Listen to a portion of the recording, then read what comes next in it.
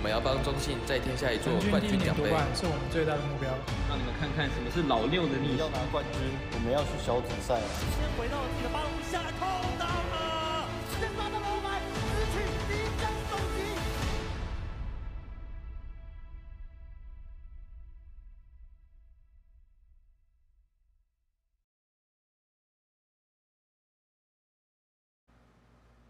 And so it has come to this 2-0 up. Match point now for CTBC Flying Oyster. We'll see if Mega Make Beyond Gaming can come back. Before we get into our pregame discussion, I want to extend another shout out for what could be the final time to our wonderful sponsor, CTBC Bank and China Airlines. Thank you for making the PCS possible. Now, Clement, we do have a bit of breaking news. Liang will be subbing into the top side, a man we have not seen since week 3 of the regular split.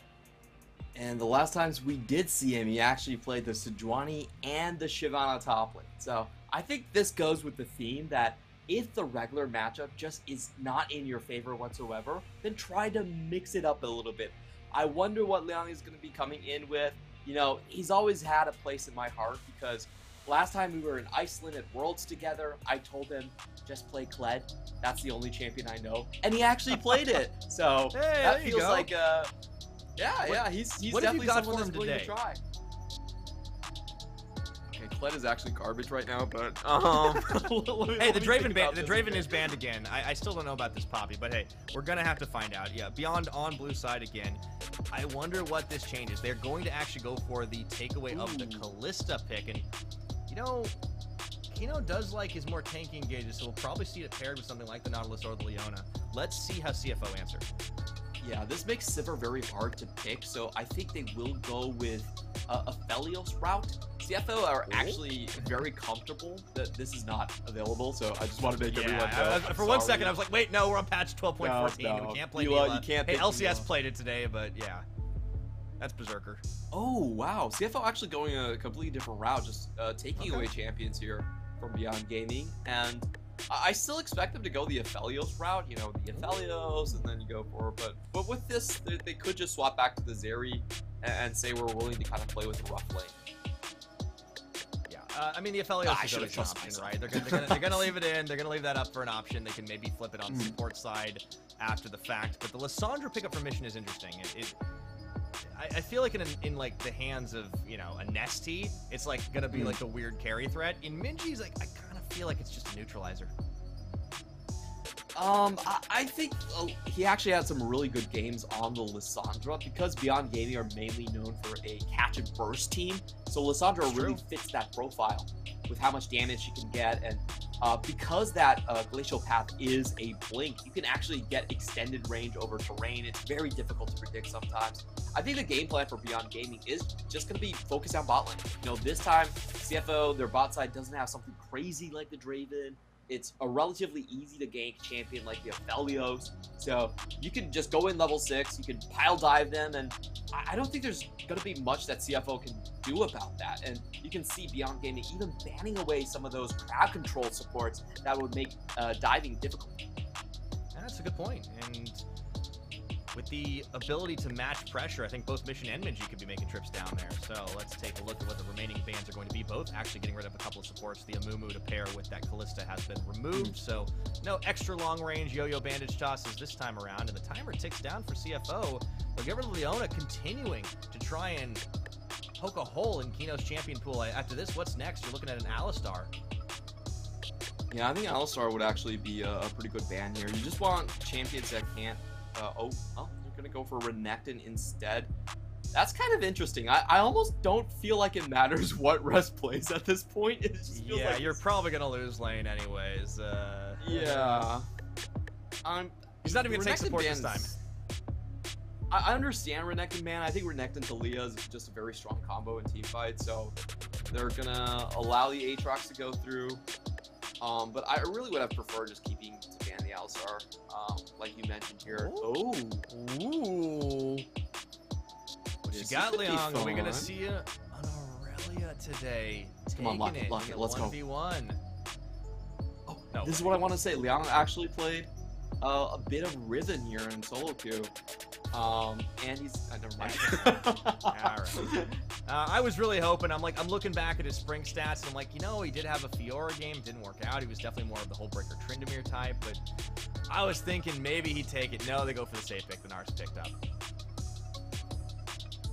Oh, this would be cool. Haven't seen a Ballista in a while, but Kino is also the quintessential set support player.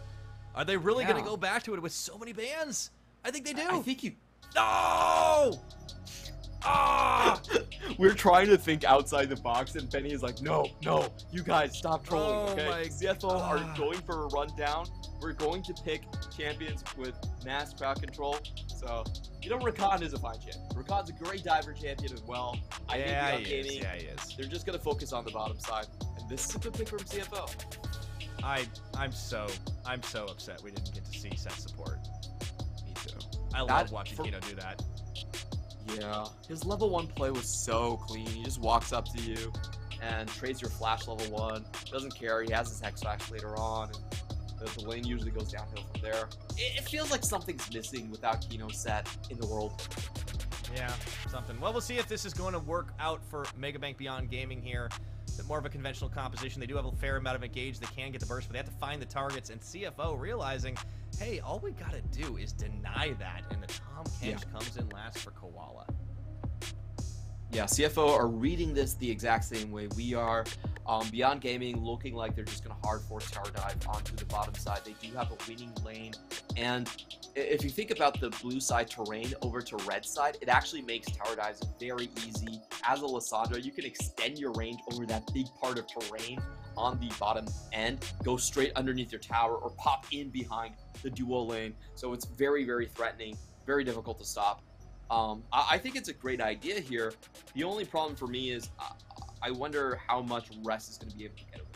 That's always the problem when you're going up against CFO, because it's a double-headed Hydra. You can focus down one side, but if Rest takes over the game, then you might not work all that much. I still think Beyond Gaming will get what they have drafted for in the bottom side.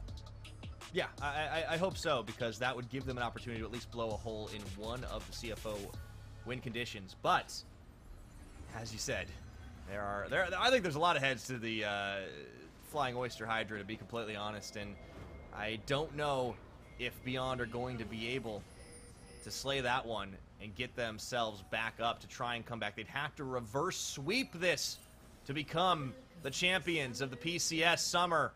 Remember what is on the line: world seeding, and to be the first new champion since Machi Esports in 2020 Summer. Something that, well, Mission, Gemini, and Koala will be intimately familiar with. All right, we're going to be taking a look at the Keystone runes here. We have Rest going for the Eclipse and the Comet build, so more of a lane-focused one coming into this one. The rest of the summoners are pretty standard across the board here, and we aren't going to get any level 1 shenanigans just so far. You know, I really miss level 1, but this postseason has just been so quiet. In our last 3 series, we didn't really see any level 1s. CFO did get one early on, but that was it. And everyone realized, okay, they can do that, and they had to back away. So I do think CFO have it's either respect or fear factor. I'm not entirely sure which, because they just have so many strong players. The veteran presence that's known from everyone, but also Shun, this rookie, who is arguably the most terrifying of all of them. Yeah, I think Shun was a great find for CTBC here, and ever since he just joined, he really filled in the gaps. You know, CFO used to be a very solidly topside map, and Atlan worked for them because you kind of just leave Atlan on the island and forget about him. It's like 30 minutes. Hyper carry meta, man. You just like, he'll be fine at like 30, 35. But yeah, Shun was a different flavor. Yeah, and I would say that CFO actually had a lot of growing pains fitting Shun into the roster, because they were so focused topside before Shun that playing around bottom side was kind of a new thing for them. And I think it was most difficult for Gemini, definitely, to transition and kind of focus on the whole map. Like, having so many options definitely is kind of a hard part. And, you know, the thing about CFO is that oftentimes they just play two sides of the map at the same time in their games. It's not even alternating between the two strong sides. It's just, we'll play both.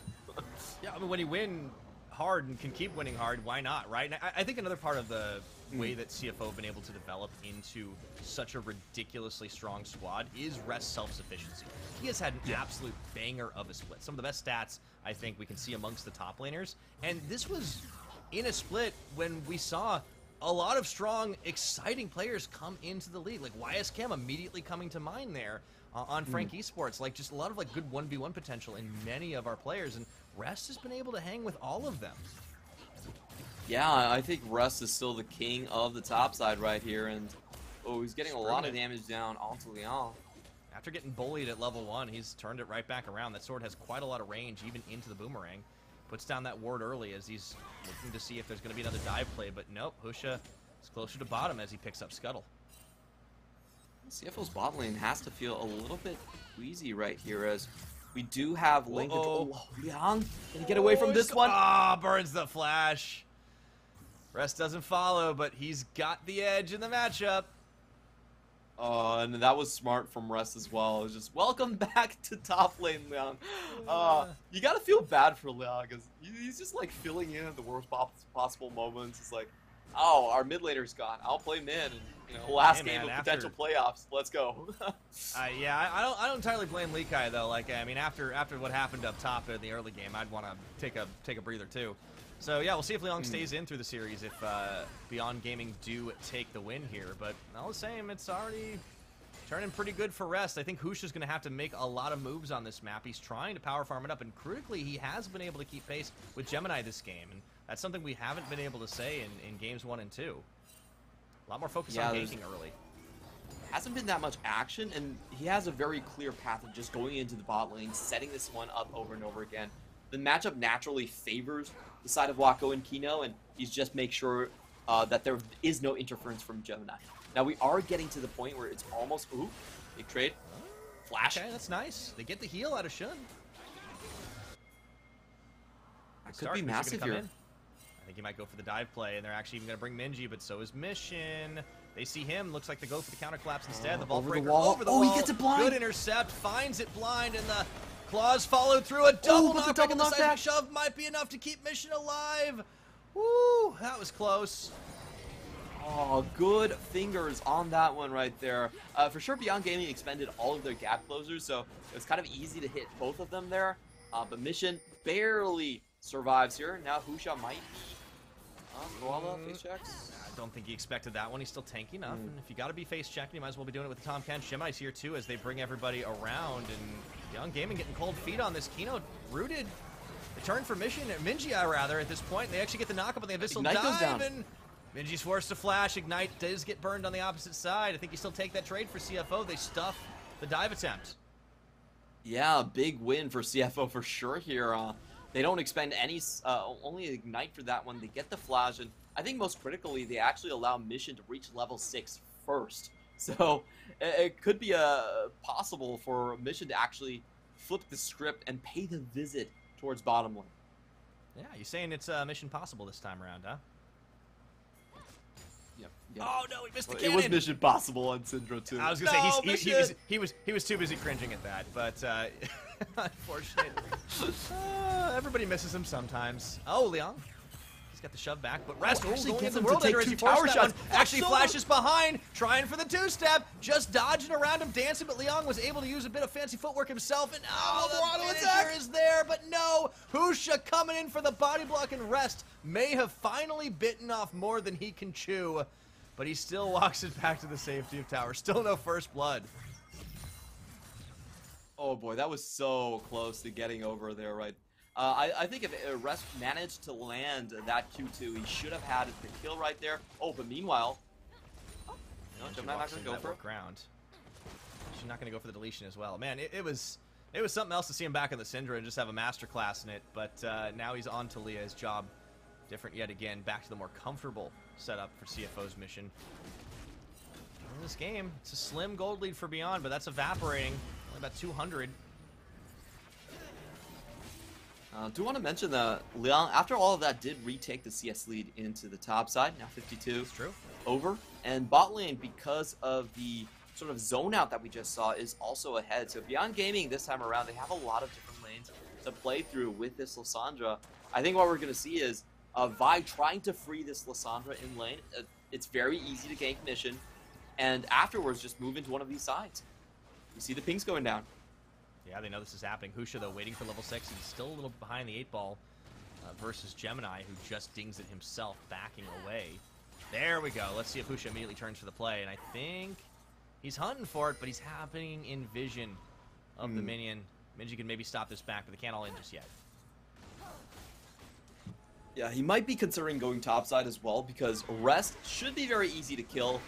He doesn't have the flash anymore, and I know a lot went wrong in the previous game going for the top side, but those were honestly mechanical mistakes. You know, and you got a brand new top laner, right? He's fresh.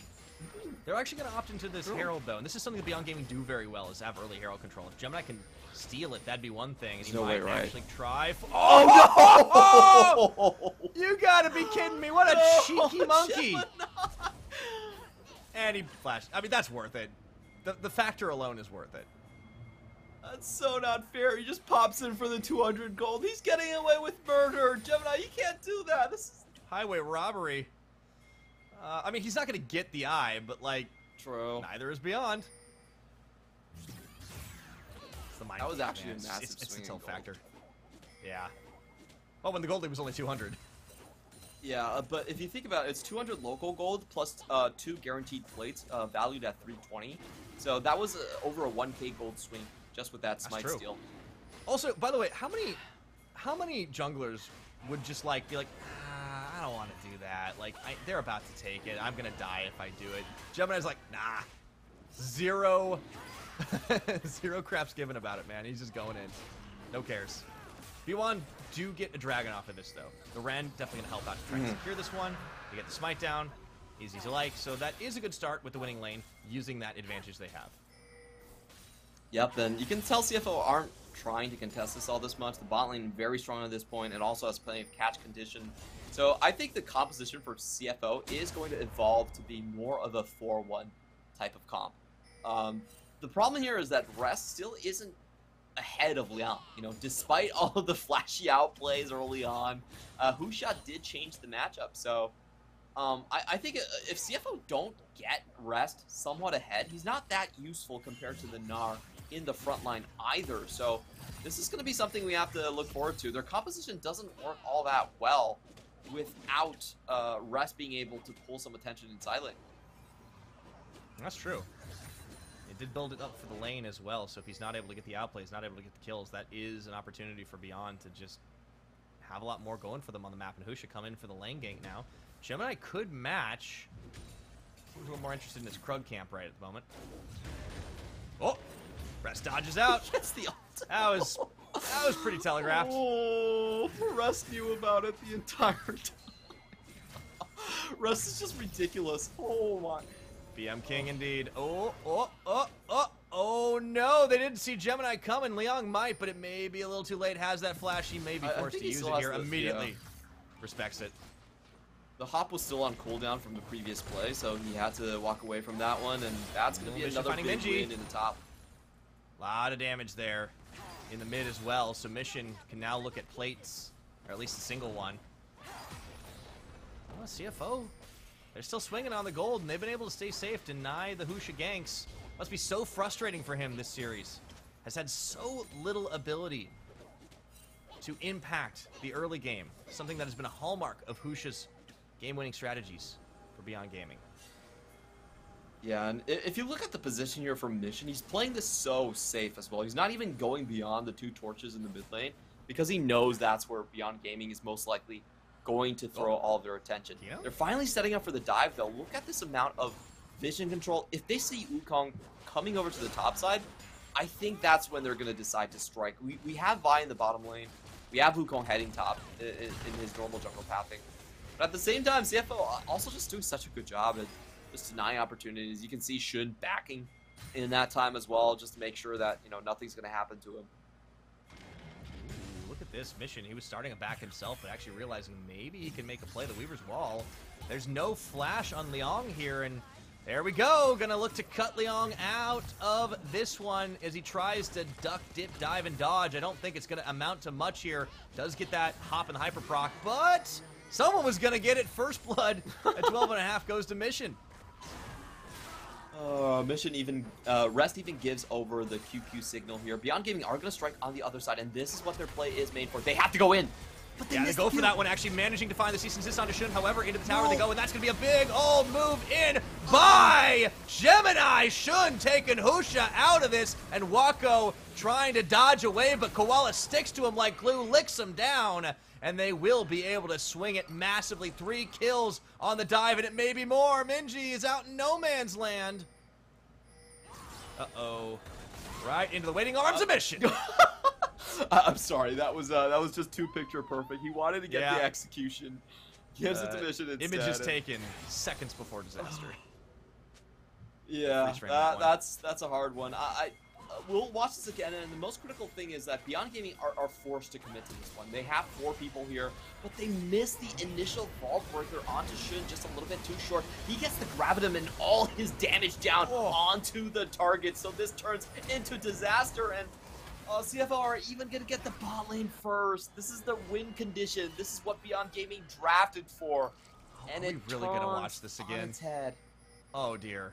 This was funny. This is just I'm mean. sorry, Minji. This was hilarious. Mission's like sweet 300 gold. Oh, jeez. Yeah. So we're starting to. This is starting to feel real bad for Beyond Gaming at the moment. They are currently killless.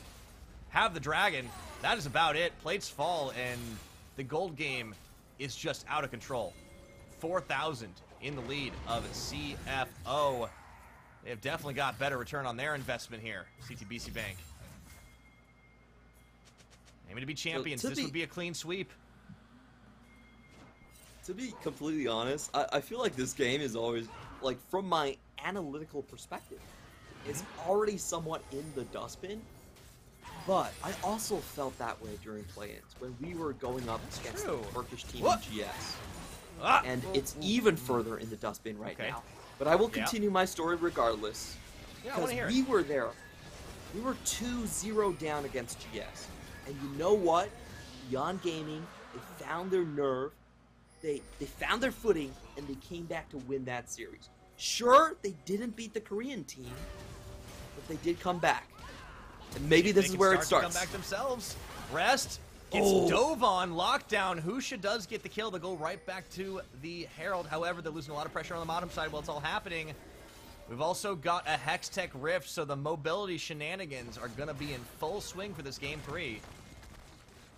Oh, Mission. And Mission's doing a lot of damage. Wow. I mean, this is a big damage dealer to Leah. Like, he's just getting the burst on. 3 kills. Had that Ludens. It's not even close for Minji comparatively. And yes, Beyond will get this Herald. No chance to smite steal it away, but what are they losing for it? It's looking like 2 towers. Oh, they may even lose Wako too.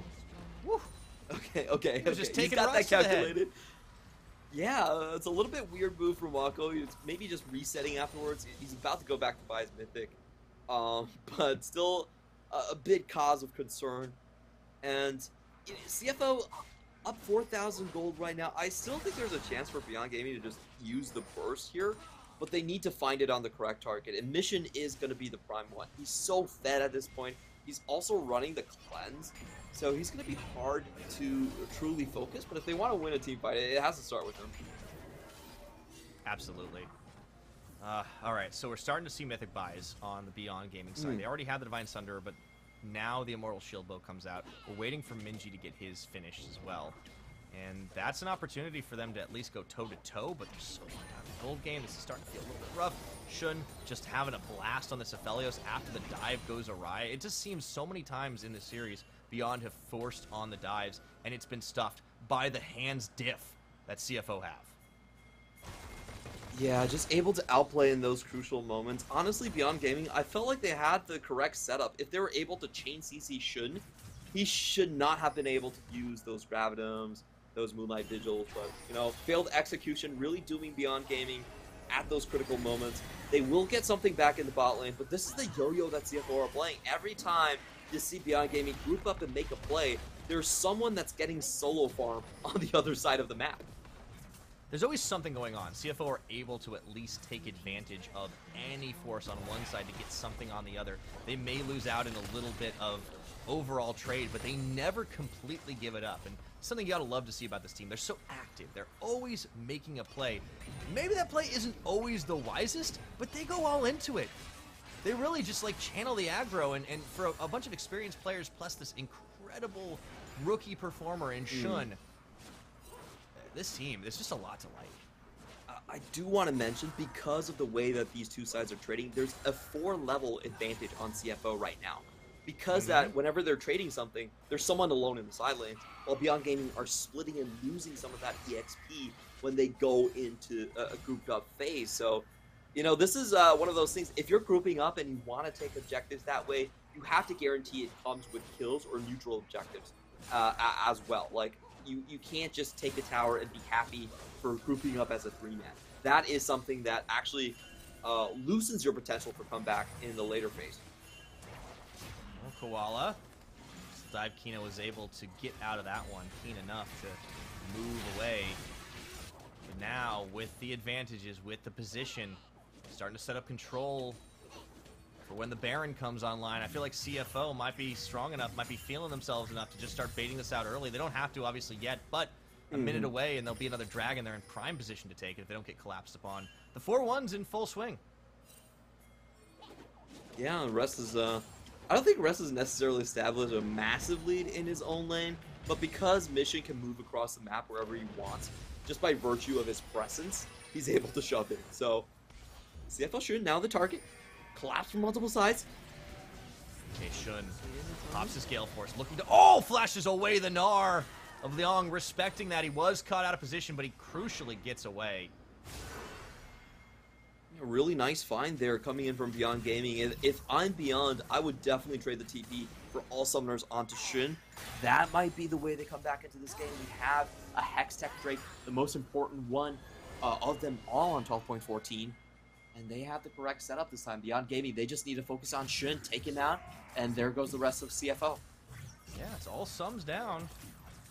Can definitely start to do that right now, and with a lot of vision, have eyes on what a number of these CFO members were doing. Looks to be a Drake fight as we're split at 1 apiece. 20 minutes about to ding on the game timer. Crowd control though. CFO gonna start this off first. Oh, Husha. Around the side. I think he's gonna get spotted. Long wrap. Let's see Kino too. They have to know something's up. The question is, do they care? I think they do. Yep. Hex gates. Might come down to a flip. Weaver's wall out. They're gonna use it to cut it off. Dragon resets, but not fully. Smite can't get in. Oh, In goes Husha into the back. They're gonna turn this fight on, but the damage is there as they bring Rest in. Gemini locks up Wako and Liang, and it's going to be the clean up effort here. Minji buys a few seconds for himself, but falls in the end, and Liang's Mega Gnar may be coming up soon, but it is way too little, way too late. Wako trying to two-step around, and on this Kalista, he gets some Ren stacks, but Rest is just laughing at him. Yeah, Rest can take a lot of punishment at this point. Husha goes in and gets the Vault Breaker on the correct target, but isn't able to follow up after the Devour. Wako, you can't take that gate. I'm sorry. Oh, you that's can't. Not... Oh. Yeah, there he goes. Oh well, they tried. That was a decent attempt there.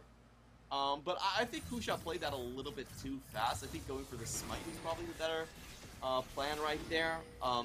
We'll see. Husha actually finds the Vault Breaker, but there's no follow-up because of Mission's perfectly placed Weaver's Wall here. Like, the rest of the team can't come. Liang is nowhere close to Mega Gnar, so it's only a 2-man attempt onto the life of a Shun, but very good precision from Koala. Gets the correct Devour down. Kind of hard to do sometimes in team fights, and that's just the cleanup afterwards. My goodness. Yeah, Wako thinks maybe he can get something, but it doesn't matter at all. Rest is just able to keep him at bay, make sure he can't get in there to try anything cheeky with the Dragon, so the Hextech does go the way of CFO. Firmly in the lead, well in control of this game, banked it up, Minji nearly getting caught around the side, and focus shifts to Baron Nashor. Beyond have gotten so little as the... Oh my goodness, the swap of the Hex Gates and Husha maybe wishes he didn't take that one right now because Wako is left in no man's land. He hops the wall, but Gemini follows all the same, gets the blue smite on. He might actually get the kill, but they'll take the tag of what's happening on the inside. Mission getting a kill as well. We got to watch that one in the picture-in-picture. Husha down to Mission now. Liang caught. Mega Gnar's up. He gets the knock into the flash, but who should be there but Mission for the triple kill. They lick Minji down. He burns his flash to get get away and try to deny the Quadra, but Rest will not let him get away, and he sets it up from Mission to secure the wipe. Beautiful stuff coming in. A little bit unfortunate for Beyond Gaming. They were going for the wrap while CFO were going for the front door assault, and it just ends up being a bad trade of places. Frontline wasn't there for Beyond Gaming. They lose their carries early, and I gotta say, this is kind of looking dunzo here. We're gonna watch this one again. Gemini just finds the perfect opportunity. Rest comes back on the other side and finds Wako, who wishes he wasn't in that position. The rest of the team, they go for Shun, but they don't have the damage at this point to take him down. He's completely safe. Mission with a great find, getting one target, already moving to the rest. And this is unfortunate for Beyond Gaming. They're just outmatched and out-microed at this point. I swear, Koala's tongue just goes a little more pixels than I was expecting in that one. But it doesn't matter. It's just feeling so over at this point. Rest 1v4, Rest let's go. is going to get caught, but let's see how long he can stand as it's just all a bait buying time. Minji getting the kill, but in the follow-through, the wallet difference is just too strong. Even with the big Gnar play, they just keep coming. You cannot stop the tide of CFO. The Oysters fly high for another ace. 20-2 now in the scoreline. CFO, they want to skip plans. They want to put an exclamation mark on this postseason. Go for the big sweep right here. I don't think they'll finish it necessarily, but I don't know, they are Clement. ahead enough to try. I think they might be feeling themselves in this one, but it looks like a little bit of backing. They have the Hex Gates to make it work, so they will not end it just yet. Let's take a look at the replay. You gotta wonder if Rest was just like, guys, I can 1v2, it's fine. Or if he's like, I'm gonna be the best bait ever. Well, whatever he does, he certainly burns enough resources from Beyond Gaming to make the rest of the chase down quite easy here. I'm surprised at how much damage Gemini is just outputting there. He basically single-handed burst downs the 3-man with the Cyclone, and now the base is open. Beyond Gaming, their chances looking slim. They still have secured worlds, but we can tell the difference between that second seed and first. We're talking about damage from the What was Wukong. that? With the Taliyah! That's huge right there, and they actually do manage to get a turn back, but still just so tanky, so massive. Beyond keep trying to fight, but they're just running out of health way too fast here. The burst is huge, and CFO Gemini going right flashes back in. Gemini going for it right now. Wako getting knocked up once again. Nowhere for him to go. Gemini bops him down. Kino is left standing, but only he and Liang remain. That Mega Gnar needs to come soon to try and at least stop this push, stop this tide, but CFO, they will not be denied at all with only the Nexus turrets remaining. Oh my goodness. It is a new day in the PCS. It is a new era for this region. No longer the era of dominance for PSG Talon. Beyond Gaming trying to defend this one. But it's looking like the last-ditch effort. They go, they get the burst, they take Mission out, but will they pay for it with their Nexus? Minji, Husha, Liang fighting for their lives here. This is gonna be the turnaround. They take Gemini down. He has the Infirmary for extra damage here. He's going in. One more time, even with 2 members, the Supers, they're just too strong. Wako, Minji, Liang need to heal. 2v3. I think they can. They just got to hit the Nexus. That's all they've got to do. They don't want to push too deep. They want to get the kill. Wako. He is going to get caught. There's the root, but they have enough backup. Okay, that's the end of it. Guns from Shun. They're not going to go for the BM play. Worlds is on the line. All right. Death timer's too low. Death timer's too low. You're not doing it yet. You can see he's using the EDG skin. He wants to meet them in World Championships. If it was regular season, I'm pretty sure that they would have win it, but nah, it's too important this time around. I'm getting very fast game time.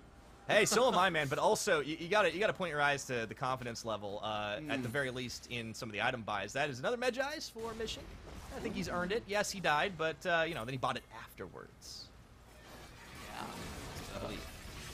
No, it wasn't afterwards actually. Oh, okay, a little earlier on. It was a little too exciting to read the items, but another Hextech Drake too. Like, they're just gonna go right back to this. You've got 2 inhibs busted down. There's not much you can do. Yeah, and we can see that CFR are just going for the straight finish. If you look at the Rage Potion there from Rest, that is basically the go button here. Oh, but Kino has a flank. He's going to be seen. Let's see if he can get that quickness on right now. He does manage to find on 2-3 before he goes down, but no follow through. And Rest goes forward to just push this game into the finisher right now. They will find the answers. Last-ditch effort, but it wasn't enough. And Gemini, meanwhile, having a cheeky play on the base, just lets them take their time. And a new era begins in the PCS. A new champion is to be had, and their name is Flying Oyster.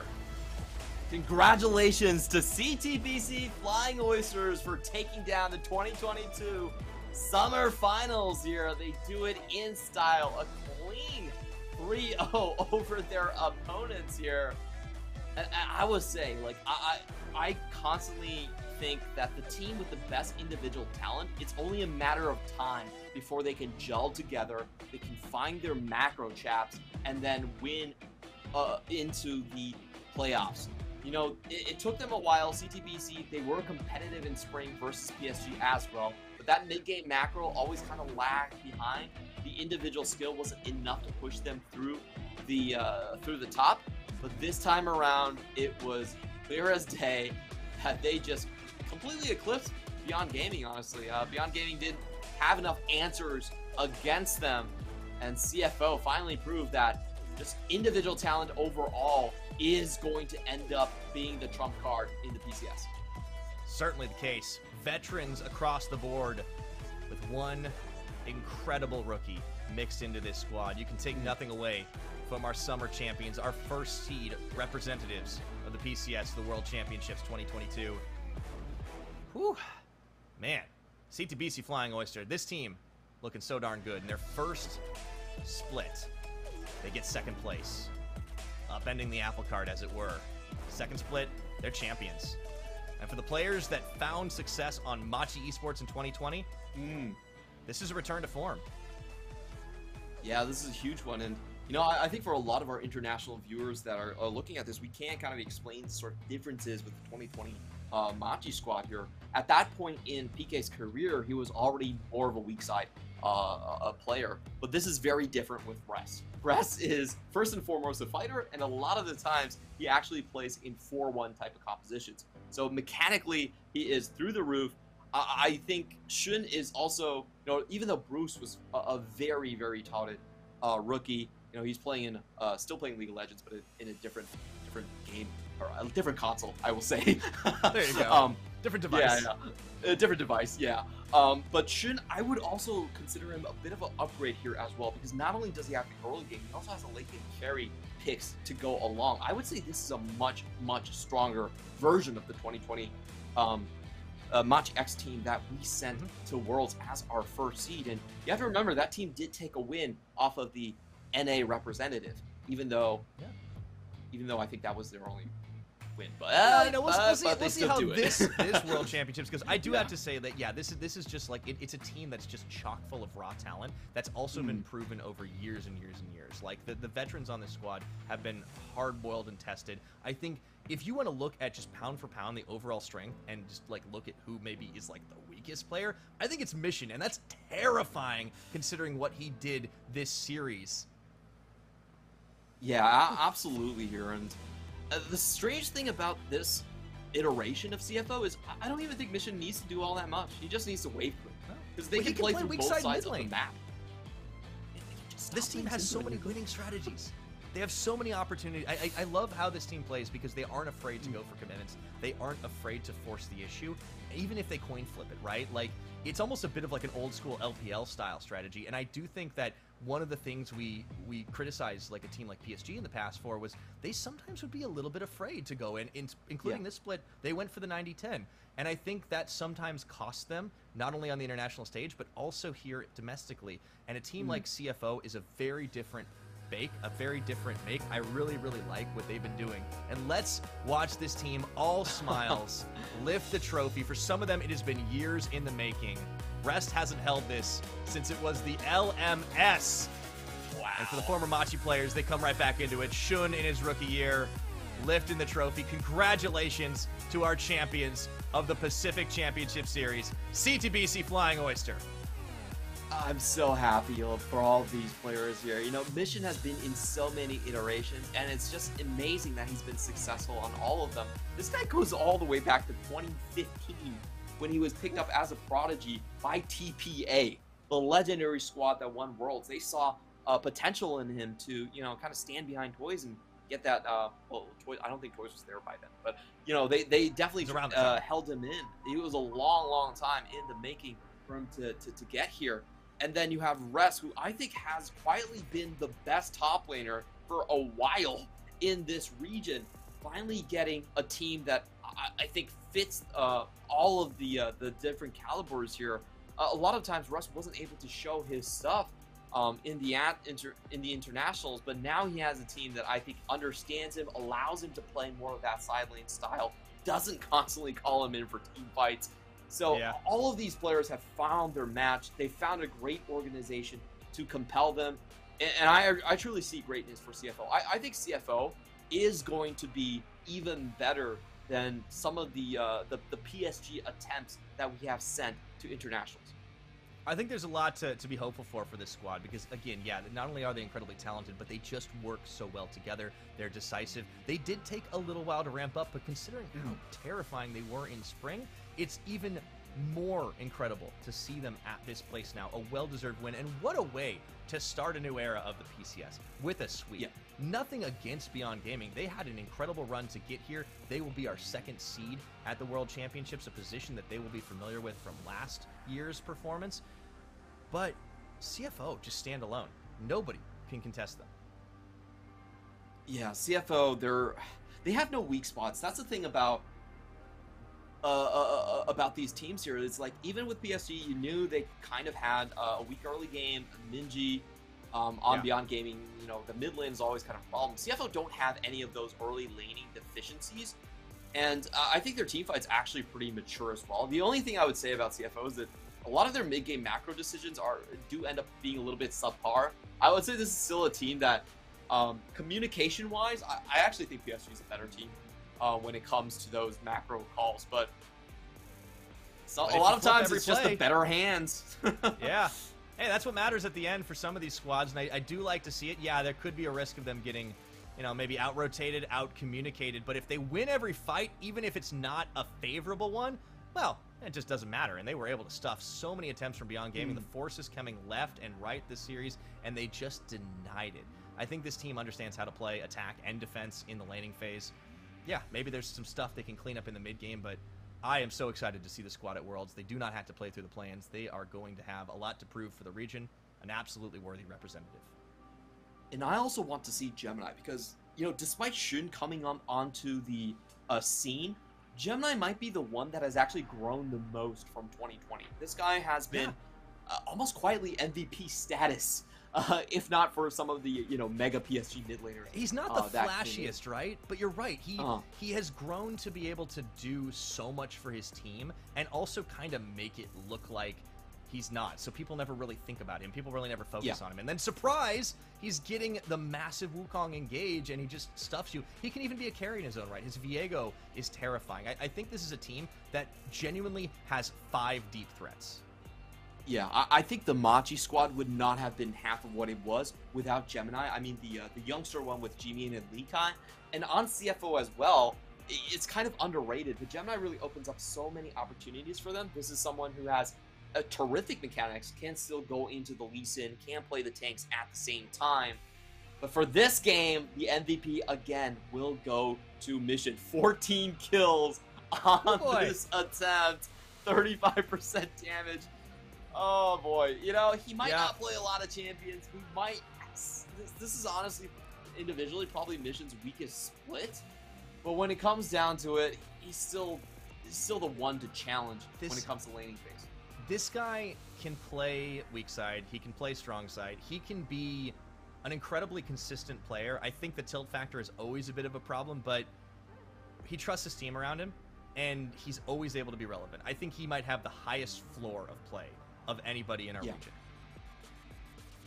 I agree. I think that, you know, Mission, he's known to be he's not really much of a roamer, so a lot of the mid lane metas have not fit him all that much. But when we get slower metas, when it's more Azir Victor focused, he definitely shines a lot. And you know, I was a little bit worried about the way that he was going to cooperate with Gemini, because we've never thought of those two as a 2v2 duo. You don't really see them two moving across the map all that much, but I think he's worked for this team, and all he needs to do is be that pin to make sure the wave is shoved out, and to make sure they can pivot to rest or should, whichever side is winning for CFO. Certainly the case. All right, well, that series, clean sweep, done and dusted. We're going to take a short break and get ourselves into an interview with our reigning champions now, C2BC Flying Oyster.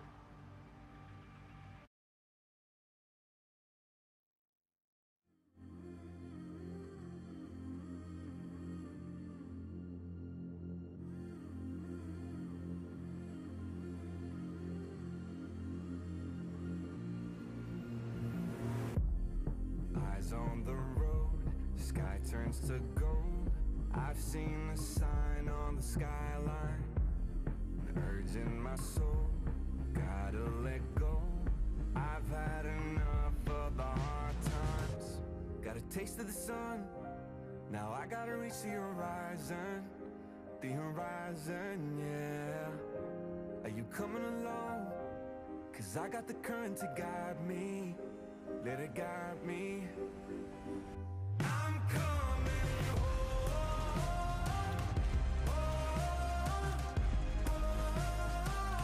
I'm coming home.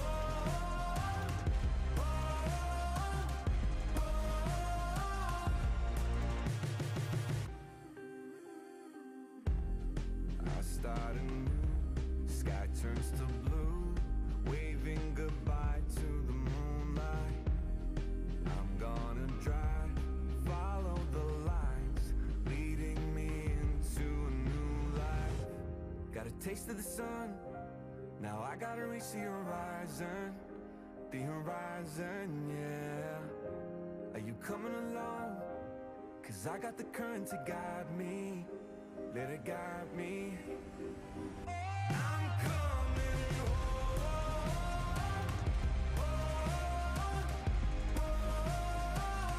I'm coming home.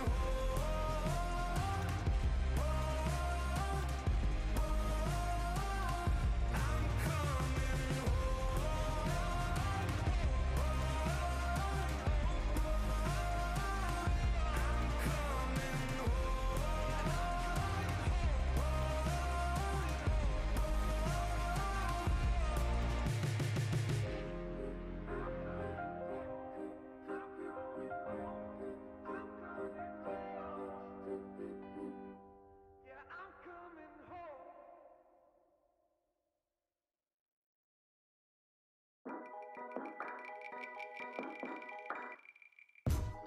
cold waves are coming, they hit me every morning. I can taste the fear now, it's written on my lips. Woke up on a cold floor, with fire in my bloodstream. You're hot and cold, critical, it's written on your lips. I'm tired of waiting in vain while you keep playing this game. We try to maintain what's already over. It's even insane, I guess you like it that way. Be honest and say it's already over. It's already over. It's already over. It's already over.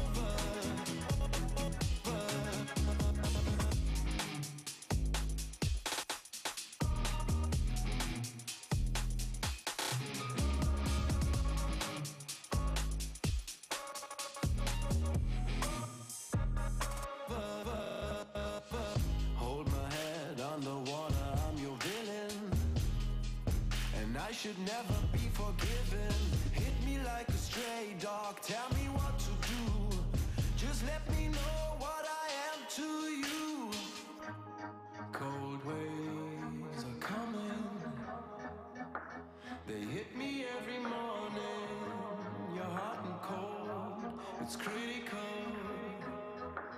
It's written on your lips. I'm tired of waiting in vain while you keep playing this game.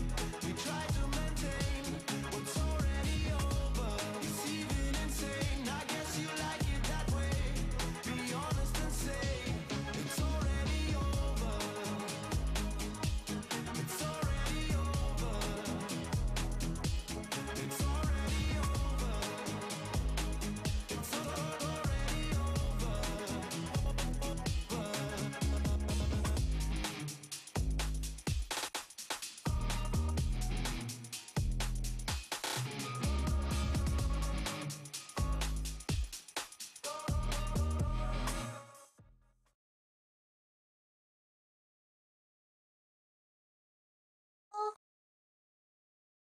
我是主持人 Leju， 今天特别高兴能够欢迎 CFO 一整队来到赛后采访。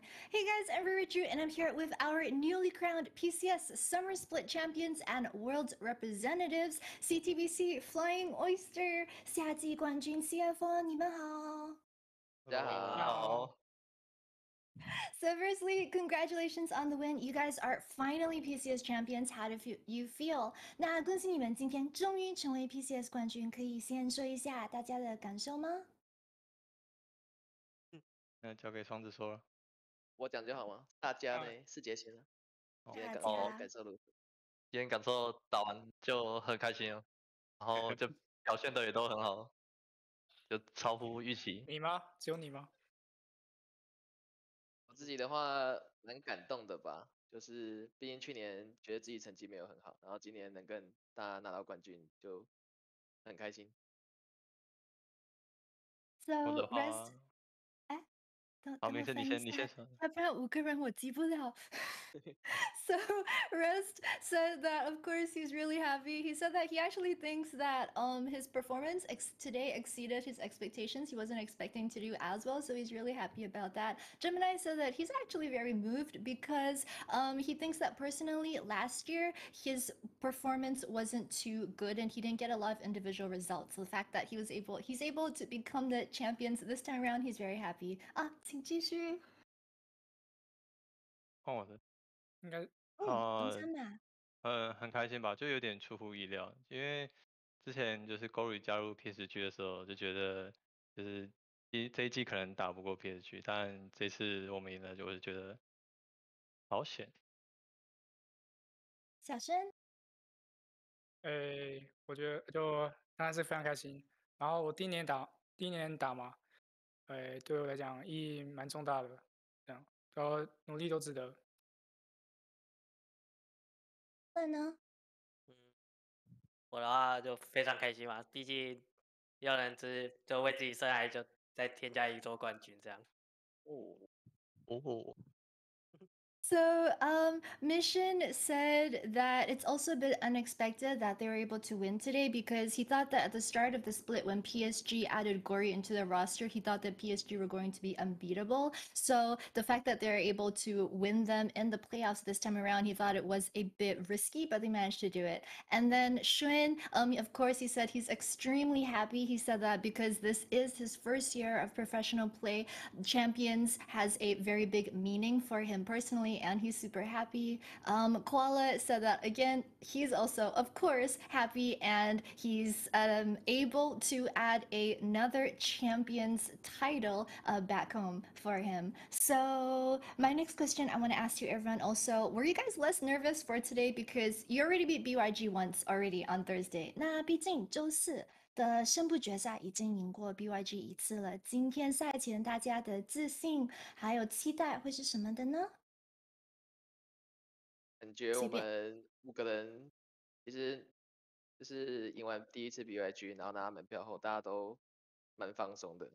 就我觉得这样的心态是很好，就是越重要的比赛的时候，你也要保持自己的心态是稳定放松的，这样你在比赛上的表现才打得好。So he said that actually, after they won versus BYG on Thursday, the entire team were able to actually just let loose and calm down because they had already gotten their tickets to Worlds. Gemini thinks that for all 5 of them, this type of attitude is actually the best going into future competition because then you don't have stress, you don't have pressure, and everyone can, when you're calm, you can play up to the best of your ability. So he thinks that that was what they did today. So next, I'm going to ask a couple of questions to each individual member on the team. 那接下来就要给每个选手问几个问题了。先从上路 Res 开始吧。Res，hello。Hello，我是上路瑞士的。那热选手就这赛季，尤其是季后赛，你被称为 PCS 最强的上路，你个人会认同吗？然后今天和对方2位上路的交手，有什么感想？被誉为 PC 最前上路，通常我不会自己认同，大家觉得就是今天对上这2位上路，感觉上小量有机会赢一场，我看他的对线蛮厉害的，角色时也比较多。对，我的感想。So he said that usually whether or not he is the best top laner in the PCS, that's not something that he will say for himself. However, the fact that other people are saying it, well, then I guess that's the opinion of everyone, is what he said. And how he feels about today's top lane matchup, he thinks that if BYG had actually fielded Liang, they might have won a game because he thinks that Liang is better in lane and also Liang has a deeper champion pool, and he said, but that's just his own personal opinion. 那世界赛最想跟哪位选手或者说哪支战队交手呢？有没有期待跟另外哪一支战队的上路选手碰头呢？会想跟 LPL 的那个 TES 超博上路，那个 Wayward 的，感觉他蛮搞笑的。感觉是有趣的上路，想跟他交手。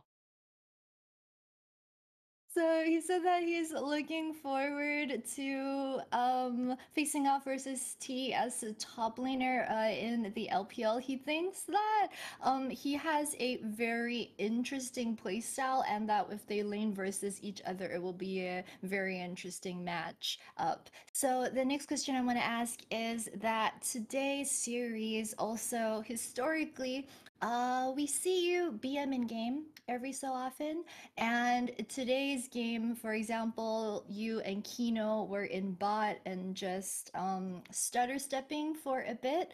Can you tell us what that was about, and also do you have any plans to BM when you're at Worlds? 那今天又看到 Rest 在游戏中跟 Kino 在下路一起在斗，可以说一下那时的情况吗？然后世界赛会不会也有打算要 BM 世界赛的选手呢？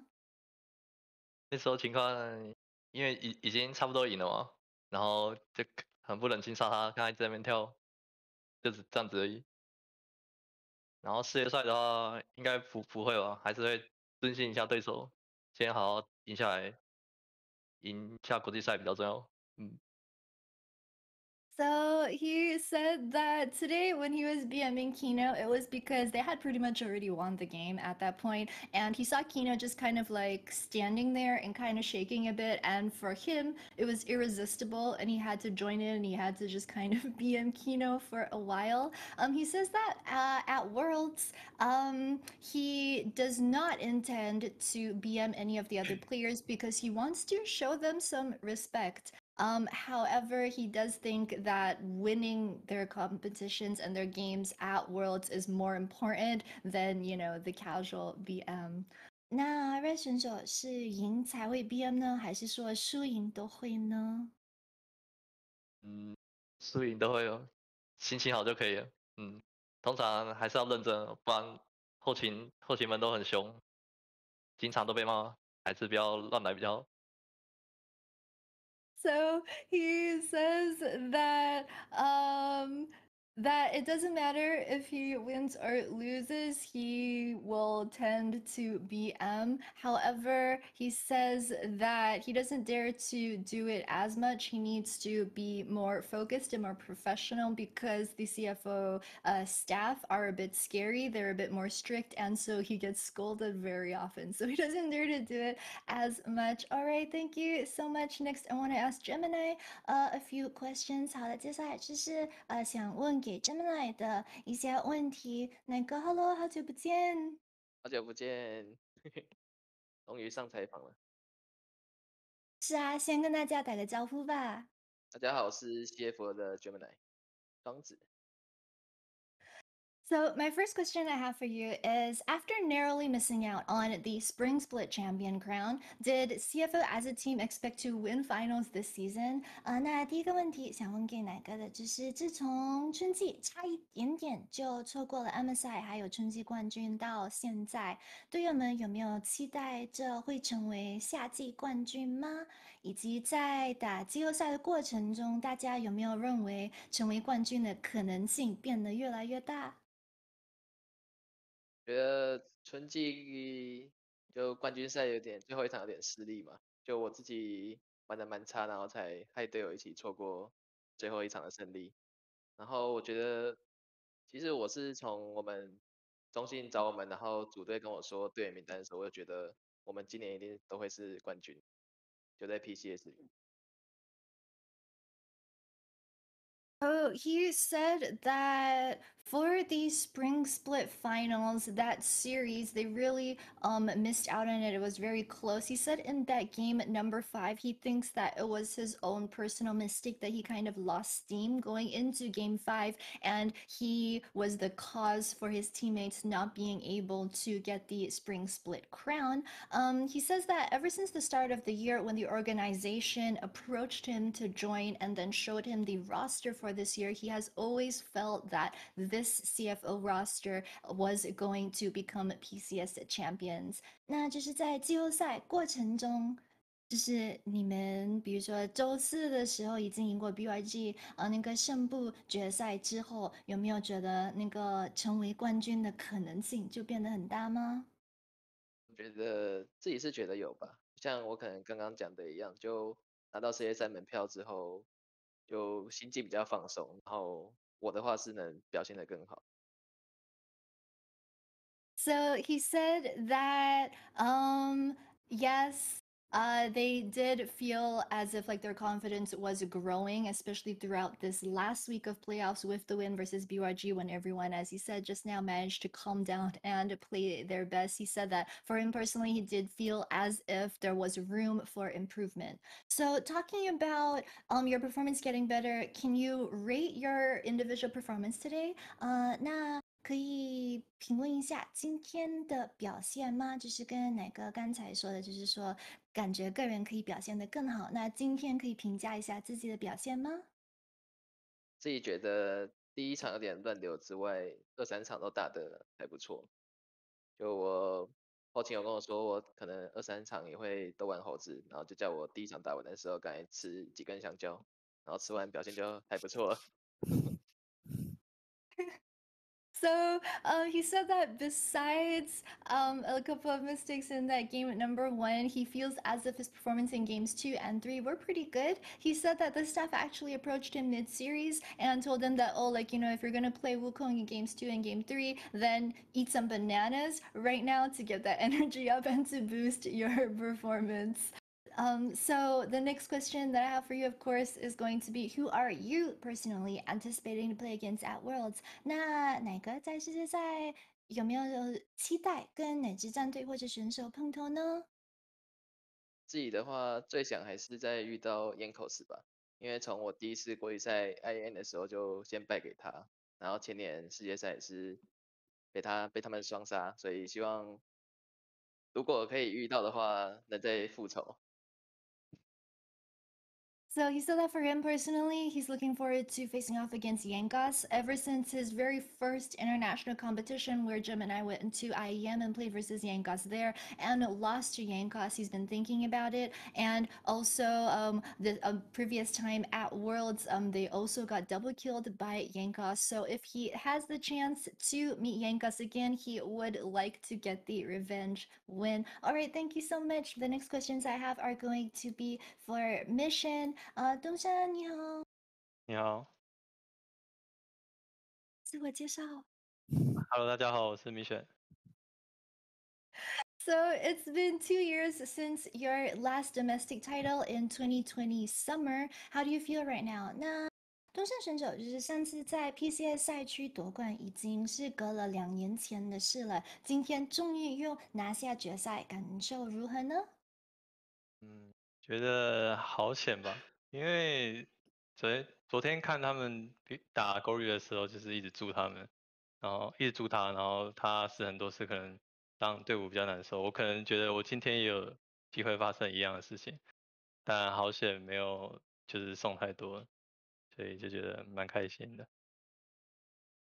So he said that when he was watching BYG's match versus PSG yesterday, he noticed that BYG were constantly going towards mid lane to help out Minji and then to try and play against Gori. So before today's games, he was worried that that might happen to him as well. But he thinks that he was able to hold it down and that he didn't feed a lot.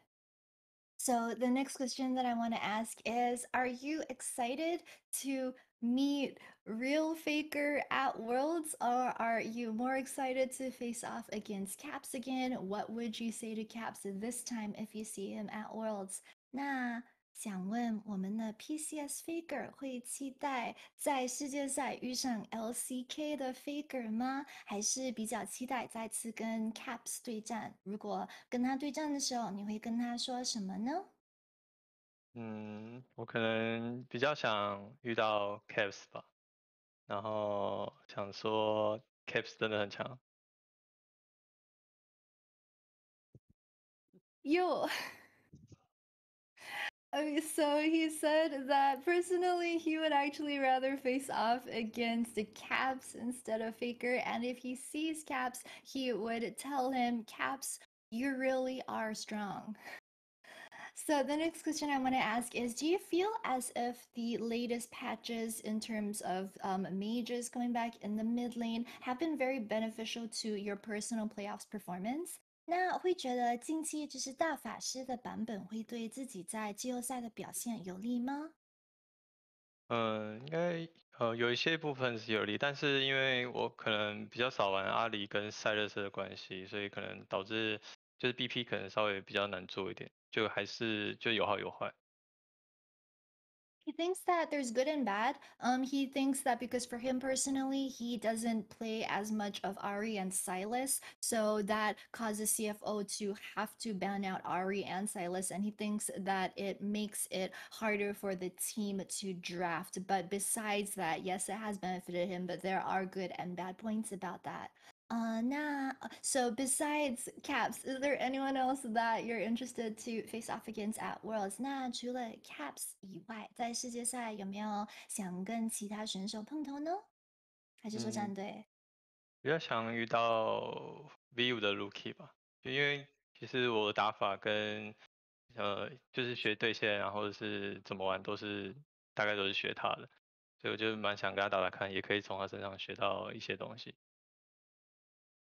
So he said that he is pretty anticipating meeting V5's rookie because in the past he has always tried to study laning and study just like tips and tricks in the mid lane from a rookie. So if he's able to meet rookie at Worlds, he thinks that he'll be able to learn a lot of this personally from rookie himself. Thank you so much. Next, I have some questions for Shun. 那接下来就是小顺了，小顺 ，Hello。Hello，大家好，我是 CFO 的 AD 阿顺，叫我小顺就好。So the first question is, the other day in Koala's interview, he said that you speak too much, especially during the team fights. What do you think about this? 那小盛对于那天 Koala 在采访中说你最年轻，所以话特别多，尤其是打团的时候说太多话，这部分现在想问还是一样吗？有什么改变，还是有什么感受？我觉得应该还是一样吧。我觉得这是我享受比赛的方式，就就有激情嘛，然后就很激动，情绪上来就会讲很多话，这样。So he said that there's been no change since when Koala mentioned that day that Shen talks too much. He said that he thinks talking a lot to him personally is his way of enjoying the match and enjoying the process. He thinks that when he gets excited or the team fights, it then translates into him talking a lot. So I want to ask, did Koala say anything to you after that? Do you get scolded a lot by Koala in bottom lane? What is the situation? 那想问就是 Koala 会不会经常说就是叫你冷静一下，还是安静一点吗？是什么样的情况？好像没有诶，就做我自己就好了，他这样跟我讲。他对你很好哦。So he Yeah. said that actually Koala has never seemed to tell him to keep quiet or to calm down or to try to control Shun in any way. He just lets Shun be himself and lets Shun keep talking, which is great. So the next question I want to ask is, for you especially, this is your first year playing pro and you're already headed out of the country to Worlds. Do you feel nervous at all? 那第一年打职业联赛就要出国了，会不会觉得很紧张吗？当然会有一点，但是我觉得期待感还是最大的。然后因为世界上所有的强队都会聚集在世界赛嘛，就很期待跟他们交手。So he said that, of course, he's going to feel nervous, but he actually feels that he's more expectant instead because all of the world's strongest teams are going to be concentrated at Worlds, and he's very excited to be able to play versus the bot laners from all the strongest teams in the world. I have to ask also, when you get nervous, is there a way that your teammates try to calm you down? 那通常小盛就是在比赛中紧张的时候，队友们会不会跟你说什么话来帮你冷静下来呢？通常我情绪比较激动的时候，就会讲话比较大声，他们就会叫我小声一点，就用正常声音讲话就好。大概这样。所以没在帮你冷静，就叫你安静。叫我正常讲话就行。So he said that when he gets too flustered, he tends to talk very loudly, and so his teammates will actually just tell him to speak in a normal volume. They don't really help him calm down. They really just tell him to quiet down, and that's it. So lastly, I want to ask, how are you planning, or how is the team planning to celebrate tonight? 那今晚打算怎么庆祝？就是个人或者说战队打算怎么庆祝呢？我觉得应该是吃好吃的吧，吃大餐，然后我自己会去想躺在床上这样。累了。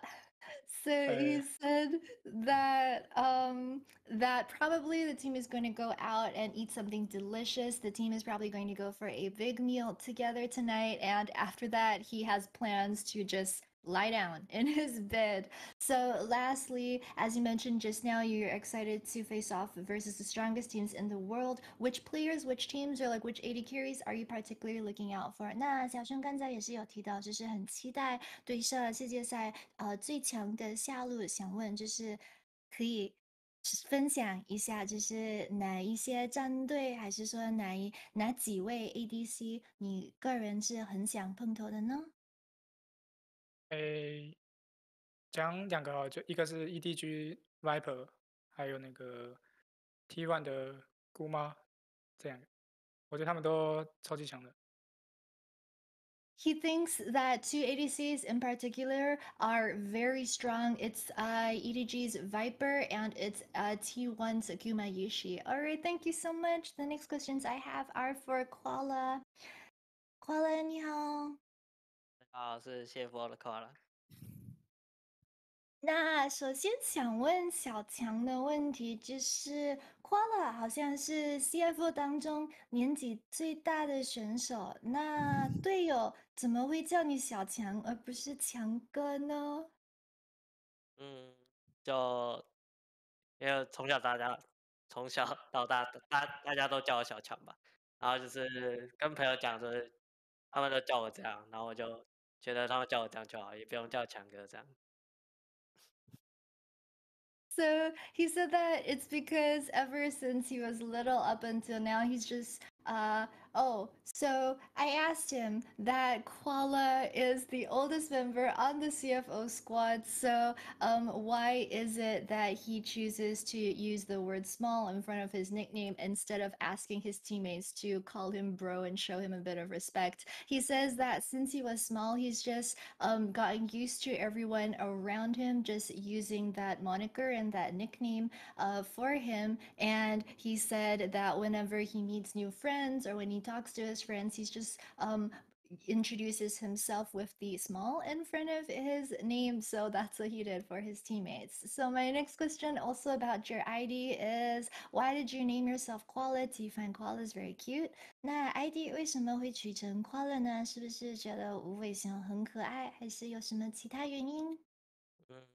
就之前打漏的时候，就 ID 里面有无尾熊嘛，然后那时候 TBA 的就是那边后勤就在写资料，就直接帮我写无尾熊，然后我也觉得这个 ID 很可爱，所以我就一直沿用到现在。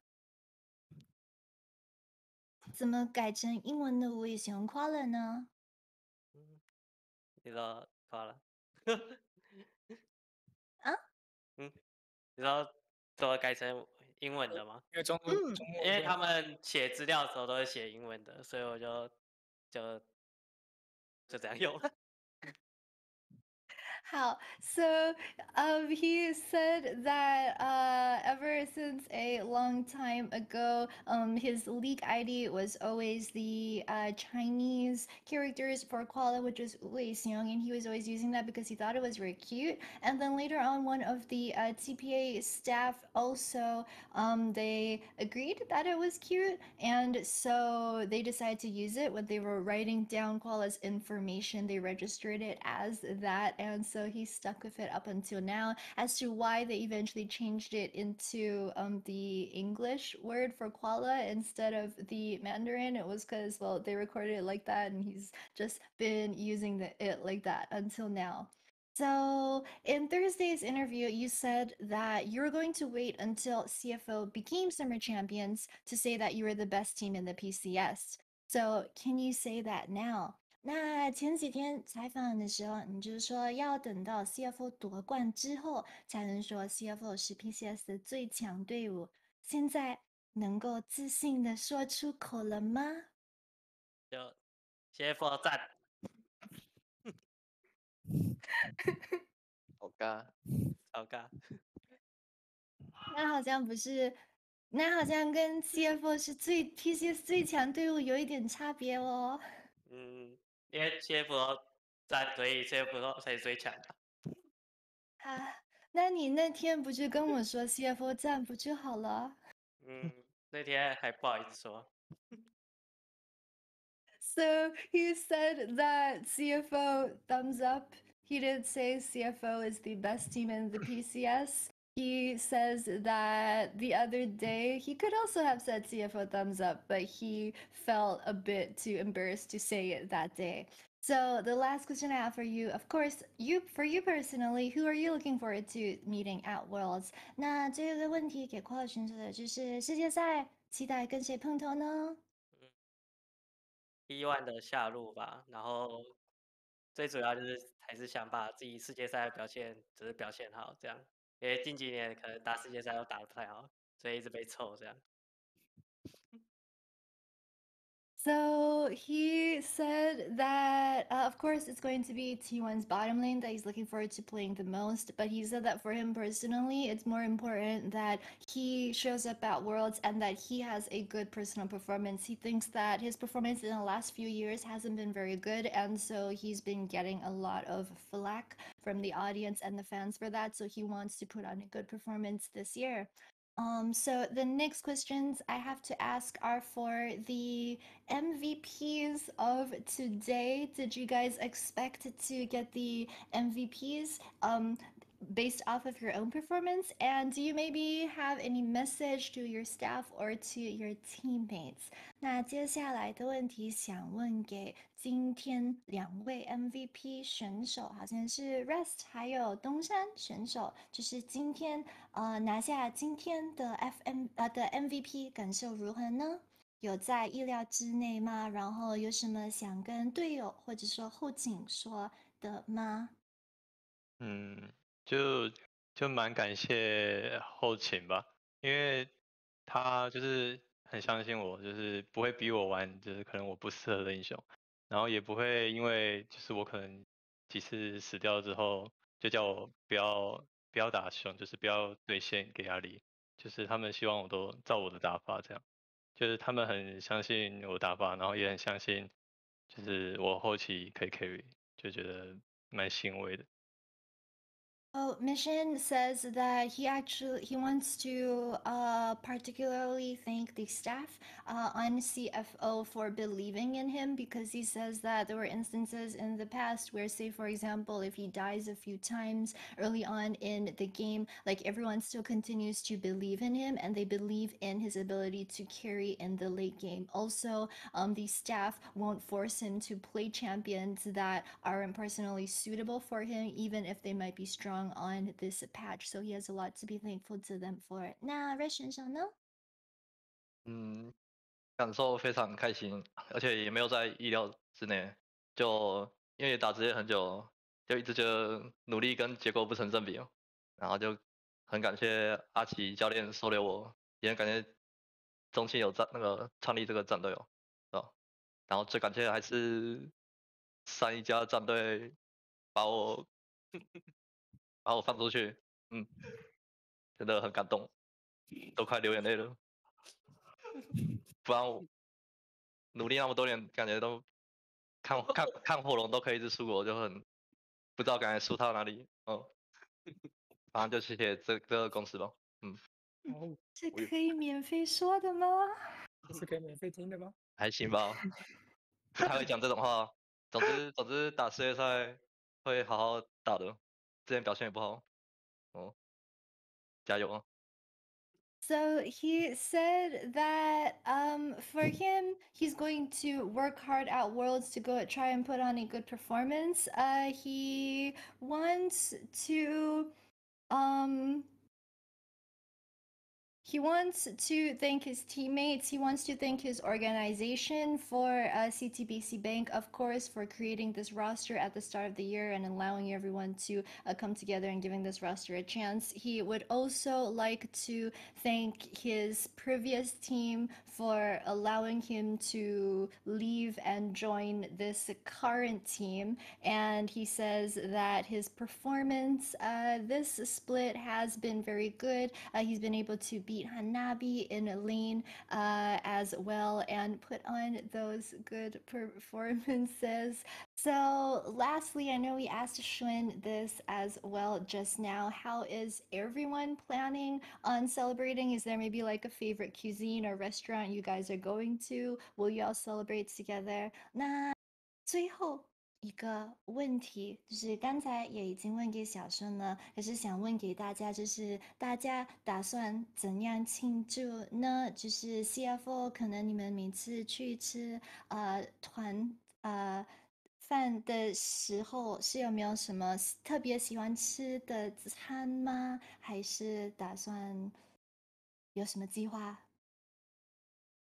我觉得可能是，其实我们现在还不知道，应该是等一下才要讨论。不过我们之前都是吃热炒或是火锅这样。So he said actually they haven't decided yet. They're going to figure it out after this is all over. But usually what the team likes to eat, they like it to eat like barbecue meats. They also like to eat hot pot. All right, thank you all so much for the interview. 那今天的赛后访问就到此为止。再次恭喜 CFO 战队获得今年 PCS 夏季赛的冠军。Once again, a huge congratulations to CTBC Flying Oyster, our newly crowned Pacific Championship Series Summer Split 2022 champions. CTBC Bank is Taiwan's top financial institution, but we're not stopping there because CFO is going to Worlds. All the best at Worlds. 好，那再次祝 CFO 世界赛加油，为 PCS 赛区争光。拜拜。拜拜。Thank you very much, Ririchu. I love the sign-off, the send-off. They're absolutely not stopping there, Clement. They're going to Worlds. They're going as our #1 seed. And it's so great to hear from them. Yeah, they definitely earned whatever the delicious meal it is they get. I'm kind of feeling hot pot now myself. Oh yeah, I mean, me too. You know, hot pot, Korean barbecue, that's kind of the esports food for all of our souls. I do want to go into that interview. I just want to say to Mission, please go out of your comfort zone. If you can't pick up Ari and you can't pick up Silas by the time Worlds rolls around, I will personally fly to America and choke you. Okay? So please, here's the thing. please. Here's the thing, Clement. That could be possible that he's telling the truth. It's also possible that he is playing 5D chess and actually is hoping to have teams let those champions open. It'd be the longest of cons, but I think CTBC Flying Oyster might just be the team to pull that off. At least I hope. Might have been able to hide it the entire postseason and basically half Maybe of he just the doesn't summer like to play them. Like, it's really he weird. doesn't like to Mission show just them. breaks the mold of the PCS. He's like the only mid laner who doesn't like Silas here. He might be so good on the Silas that he could have the Gory effect on the rest of his teammates, where they just kind of go like, well, there's nothing for us to do here anymore. So he's hiding it and How high only is the playing ceiling? Azir Victor. We need to know. Here we go. I was so nervous when he said that out loud. I was like, please don't do that, Mission. Yeah, I can hear Please you. I don't. can hear you face palming from over here, man.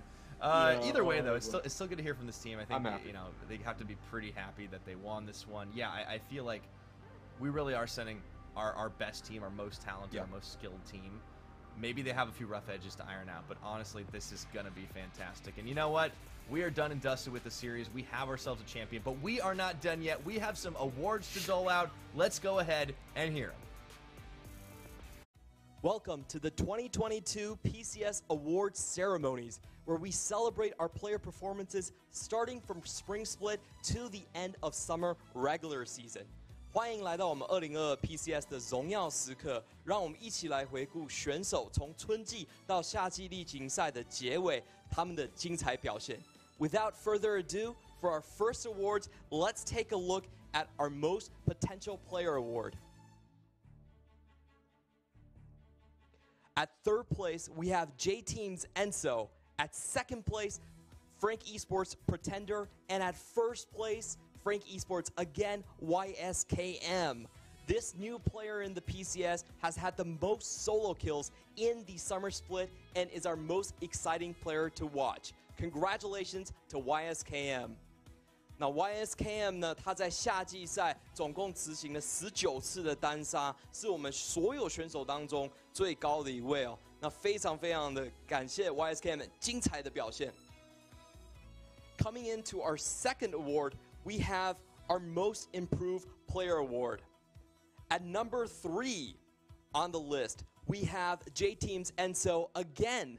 And at number 2, we have Frank Esports Pretender. At number 1, Beyond Gaming's Lee Kai. After Machi, Lee Kai had to find his way from the bench back to the starting roster, but he finished the split with a bang, getting our Most Valuable Player Award at the end of Summer Split on Week 6.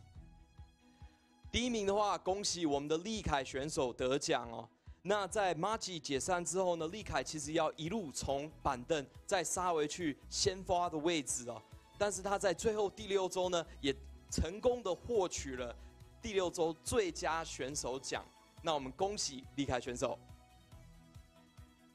Taking a look at our group awards, we now have the Best Coaching Staff Award. And this one, drumroll, goes to Deep Cross Gaming.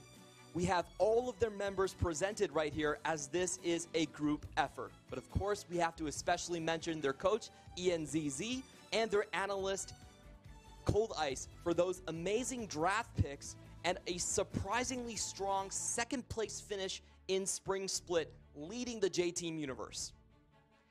那我们先来颁发我们的团体奖 ，Deep Cross Gaming 获得最佳教练团。那这一个奖项的话，我们把所有的选手跟成员呢都列在这边。当然要特别的点出来，他们的分析师 Cold Ice 跟教练 ENZZ。DCG 呢以他们的出其不意的 BP 而闻名，也在夏季赛非常跌破眼镜的呢，成为 JT 宇宙的佼佼者，第2名进入夏季季后赛。For our next part, we'll be taking a look at each individual position as we take you from the All-PCS third team all the way to the first. 下一个阶段，我们将来看一下 PCS 各路的精彩选手跟杰出的表现哦。首先我们从第3队开始。For our All-PCS third team, in the top lane, we have DCG's Leaky. In the jungle, Beyond Gaming's Husha. In the mid lane, again, DCG's Nesty. In the marksman position, Frank Esports' own Eminem, and rounding out with the support, CFO's Koala. For our All-PCS second team, starting in the top lane, we have a familiar face. It is Frank Esports' YSKM. For a debut performance for J-Team, we have Kongyue in the jungle. And for mid lane, we have CFO's only Mission. In the marksman position, DCG again comes up with Kriskata. And a first for PSG, we have Kaiwing. Congratulations to our All-PCS second team. And now for our All-PCS first team, this is what everyone has been waiting for. We have, in the top lane, CFO's Rest. In the jungle position, CFO's Gemini. In the mid lane, PSG's Gory. In the marksman, we have CFO again with Shun. And in the support position, a familiar face with Enso. If you take a look at this graph right here, we have 3 CFO members on the list, really cementing themselves as pound for pound the best team in terms of their individual strengths. And then in the support position, a familiar face, as we also saw him in the most improved player and the most potential player. Congratulations to Enso in his first split as a support. And in the mid lane, Gory won this award by a landslide. He made it almost impossible to go with a second team or a third team because he got almost everyone's votes. Congratulations to Gory for representing PSG here. For our final award, we will be looking at the most prestigious, most valuable player award. And drum roll, the award goes to PSG's Gory. In his first split in the PCS, he has wowed us with his playmaking and his team fights. He has led PSG yet again to a first place finish in the regular season, while also getting a record high 7 MVPs for himself. He truly is the most valuable player we have in the PCS. 最后，我们想恭喜 PSG 的 Gory， 在他加入 PSG 的第一季里面，他又带领着团队拿下这例行赛的第1名，而且以他的非常精彩的团战跟侵略性著称。在这个过程当中，他也拿下了全联盟最高的7次个人 MVP 奖项，非常恭喜我们的 Gory 选手。With that, we conclude our 2022 PCS Awards ceremony. Finally, I still want to thank our players and our teams for giving us such an unforgettable 2022. 那我们的荣耀时刻2022也在此来到一个段落，非常感谢我们所有的选手以及战队带给我们这么难以忘怀的一季。主播，接下来就交给你们了。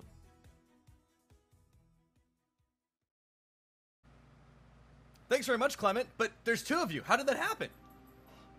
I don't know. That's. How did you do I that? have an evil twin? Either that or technology's just getting really good, man. But either Yeah, way, probably. well-deserved awards across the board. I loved how our all teams really lined up, especially looking at the CFO side of things. But Gory definitely stepped up in particular, not only for his team, but just in an individual performance level. I think he well earns that award. Everybody made an impact in the PCS the split, though. This is one of the most competitive I think we've ever seen it across the board. It shows in the way the seating laid out. It shows in the way the awards came out. It is no longer the PSG dominance train. Everybody can compete in this region, and I love it. Yeah, I think we are moving from like PSG just dominating everything, and from a top two to kind of a trifecta of teams beyond. With Beyond Gaming, they're in the mix as well. So, you know, PCS is getting more exciting. I can't wait for the showing that we're going to have at Worlds this time around, and even beyond that. I think 2023 is going to be super interesting for the region as well, because we prove that we can still produce good new talent that can make it all the way to internationals in a single split. Fantastic stuff to see, and yes, not only homegrown talent, also managing to find the imports that slot right in. PSG proved they can do it a couple of times as well, but on the whole, I think we're sending two fantastic representatives. It has been an incredible split. It has been a fantastic season here on the Pacific Championship Series, and for these teams, for these squads, it's all come down to this. They're going to be heading off to the World Championship, coming over to North America, and I think from some of the words we've heard from CFO, they're feeling pretty confident they got the players they want to face off against. Heard a few of them coming through from a lot of different regions. They've got a lot of eyeballs on, and maybe this is the year that PCS, that this region representing SEA will come up and shock everyone, perform well, and make people remember their names. I truly think that CFO is, individual talent-wise, the best team that we have sent from this region, and it's also the most flexible team in terms of the number of strategies that they can run. So I'm looking forward to this team a lot. I feel like, you know, in the past when we saw PSG there, they were pretty much single track. They were, you know, go early game, go bust or go home. They were very much focused on a tempo sort of strategy. But CFO are quite different, because this is a team that has so many individual talents. They were used to playing a topside heavy draft as well, which is something I don't think PSG has done all that much, even though, you know, Hanabi could definitely do it at times. But because of the team constraints, I feel like CFO just have more avenues to play through. So that is going to give them a lot more oomph, I think, in the best of one group stage, because I think in group stages, variability is incredibly important. You have to be able to grasp the meta in 1 week and then switch up in the second week to have multiple strategies to just churn through those teams when you have those, you know, 3 matches in a single day. Yeah, being able to play back-to-back-to-back is important, and I think CFO proved they're capable of that, but also a team that's done the same thing. Megabank Beyond Gaming, excited to see them as our second seed at the World Championships. Yes, they'll have to fight through plans. Is it weird to say I'm more excited for this squad than I was with the Doggo iteration? I think it's a little bit weird. I still think they're really good. I'm excited. But either way, I mean, we're sending two fantastic teams off to Worlds, Battle of the Banks, and against just about everybody else. But that is it. We are done with the PCS for 2022. We have our 2 teams to go to the World Championships, so there's only one thing left to say. On behalf of myself, Clement, Nightstar, Hysterics, Ririchu, the entire English broadcast, everyone behind the camera, and of course, all of our other language broadcasts, thank you, the fans, so much for watching. Be good to each other. Let's cheer on CFO and BYG at Worlds. Till next time.